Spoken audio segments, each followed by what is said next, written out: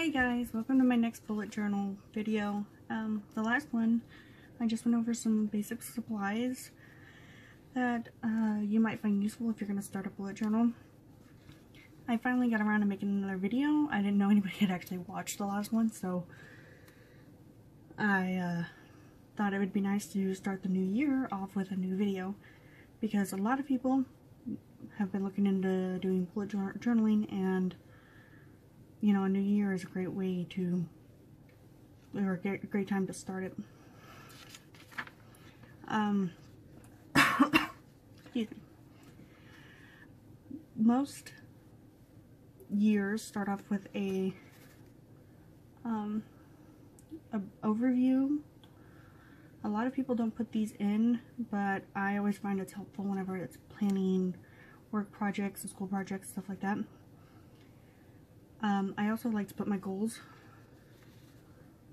with the yearly one, so I can kind of see an overview of where all these are going to fit in with all my client work.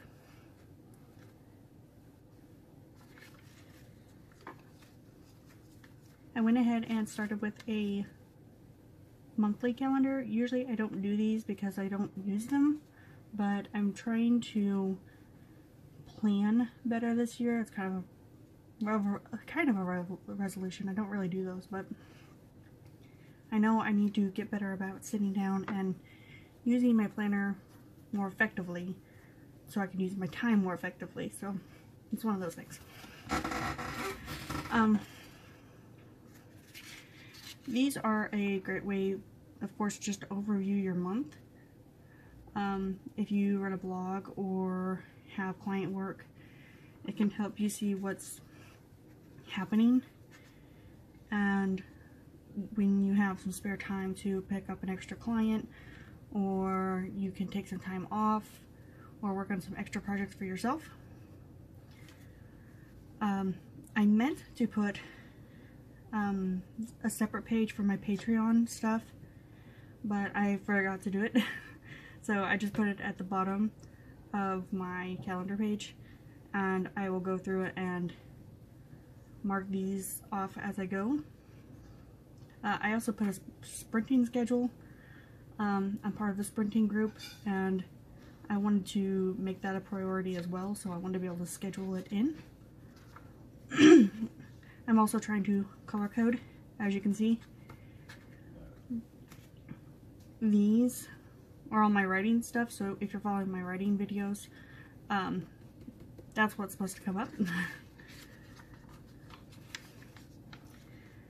Now, since I run a business and a lot of people have been asking me about it, I'm trying to find a better way to track my expenses and my income throughout every month. So I found a layout similar to this one on Pinterest, and I'm going to give it a try. It's the 3rd of January right now, and it's still blank because I haven't actually done anything. The holidays actually kind of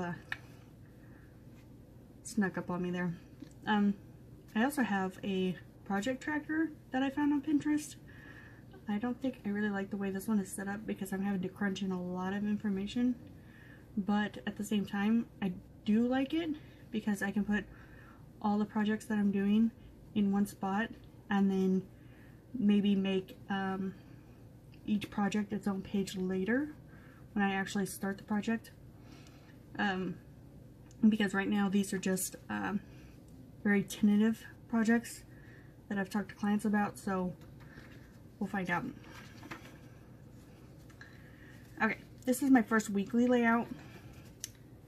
I usually use a layout similar to this almost constantly because it's the one that I've found that works for me. I don't usually put Saturday up here, but I figured I'd give it a try this time because I don't always fill in Sunday and Saturday, so I have blocks that just aren't used at the top and bottom if I just spread it out. So we're going to try it this way. I put my weekly to-do list on the other side. You'll notice I have post-it notes to cover up some stuff. I'm taking some author classes that are really helping me, and all of our stuff is copyrighted, and so I'm trying to protect all the work that she put into that. I also try to put the classes I'm taking, personal projects, which is my Edge of Avalon novel. It's a novel me and my husband are writing together. It's really exciting. I've never actually written with anybody before, and writing with my husband just seems so awesome. I know most people wouldn't think so, but it is. I also put my list of personal to-do stuff. Now, usually this is really full by now, but I was trying to scale back on what I expected myself to do in a week. Last year I had a really big problem with making huge to-do lists that I thought I could get done in a week, and I would almost get nothing done. So I put what I thought I could get done reasonably on this, and I actually finished most of it in a day, so I was like really proud of myself. So I think I'm just gonna add some more, but try not to overdo it. That's the key. Don't overbook yourself. This is how I use my bullet journal to keep me sane. These are course notes from that course I was telling you about. This is notes for some of the videos I'm doing for my writing channel and for Patreon. Of course, I'll go into these more with the videos if you want to watch those. Next week, I think I'm going to try a different layout and see if it works. I really want to work on